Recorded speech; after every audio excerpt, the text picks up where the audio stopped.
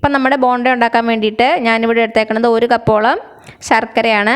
ഇത് നമുക്കൊന്ന് ഉരുക്കിയെടുക്കണം.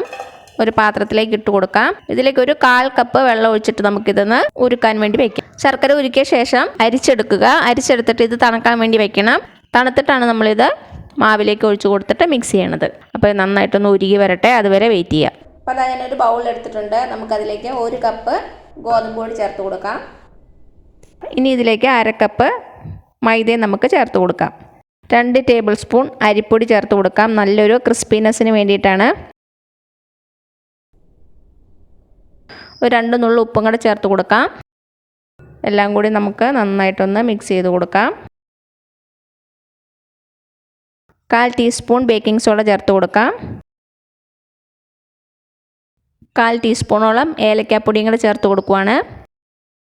ഇനി ഇതിലേക്ക് 1/4 ടീസ്പൂൺ ചുക്കുപൊടി ചേർത്ത് കൊടുക്കാം, ഒരു ഫ്ലേവറിന് വേണ്ടിയിട്ട്. 1/2 ടീസ്പൂൺ ജീരകം ചേർത്ത് കൊടുക്കാം. ഇനി ഇതിലേക്ക് നമുക്ക് ചേർത്ത് കൊടുക്കേണ്ടത് 2 പാളയംകോടൻ പഴം നന്നായിട്ട് മിക്സിയിൽ അരച്ചെടുത്തത്. നന്നായിട്ട് പഴുത്ത പഴം ഇടുക, ശ്രദ്ധിക്കുക. പഴം കൂടെ ചേർത്തൊന്ന് മിക്സ് ചെയ്ത് കൊടുക്കാം. ഇനി ഇതിലേക്ക് നമുക്ക് ശർക്കരപ്പാനി ചേർത്ത് കൊടുക്കാം. കുറേശ്ശെയായിട്ട് ചേർത്ത് കൊടുക്കുക.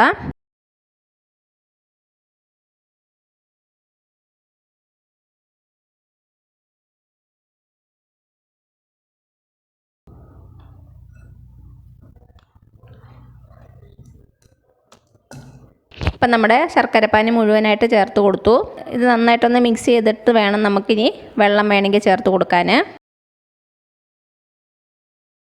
ഇപ്പം അതാ മാവ് കുറച്ച് തിക്കായിട്ടല്ലേ ഇരിക്കണത്. ഇനി നമുക്കിതിലേക്ക് കുറച്ച് വെള്ളം ഒഴിച്ച് കുറച്ചുകൂടി ഒന്ന് ലൂസാക്കി എടുക്കണം.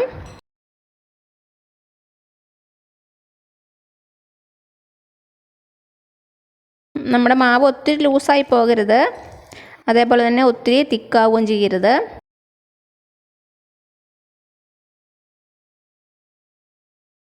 വെള്ളത്തിൻ്റെ അളവ് കൃത്യമായിട്ട് പറയാൻ പറ്റത്തില്ല.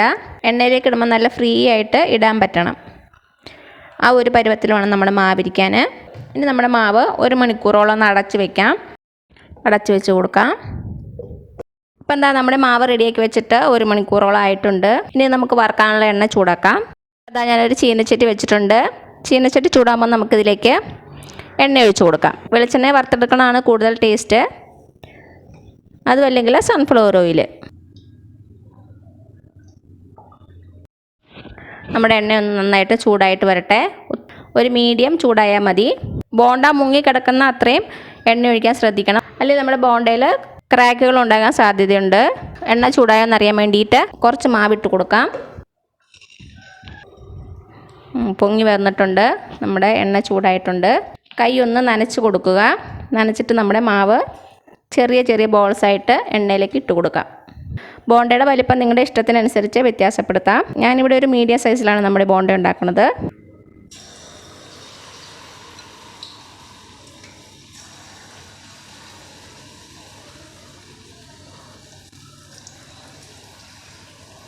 മാവിട്ട് കഴിഞ്ഞാൽ തീ കുറച്ച് വയ്ക്കുക.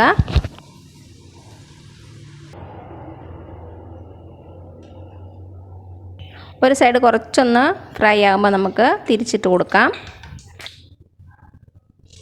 ഇനി ലോ ഫ്ലെയിമിൽ വെച്ച് തന്നെ നമുക്കിത് നന്നായിട്ട് വറുത്തെടുക്കാം. തീ കൂട്ടി കൊടുത്താൽ വെളിയിൽ പെട്ടെന്ന് കളർ മാറിയിട്ട് അകത്ത് വേവാതിരിക്കും. അത് കാരണം എപ്പോഴും ചെറിയ തീയിൽ തന്നെ വെച്ച് കൊടുക്കുക.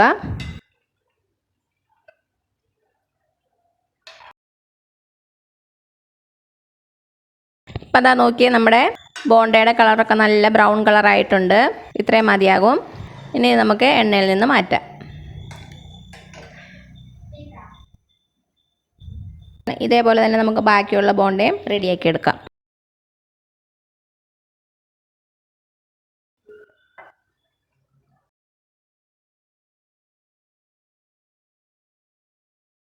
അപ്പോൾ അതാ ഇത്രയേ ഉള്ളൂ നമ്മുടെ ടേസ്റ്റി ആയിട്ടുള്ള നല്ല സോഫ്റ്റ് ആയിട്ടുള്ള ബോണ്ട അല്ലെങ്കിൽ ഉണ്ടൻ പൊരി. എല്ലാവരും ട്രൈ ചെയ്ത് നോക്കണേ. എന്നിട്ട് അഭിപ്രായങ്ങളൊന്നും അറിയിക്കാൻ മറക്കരുത്.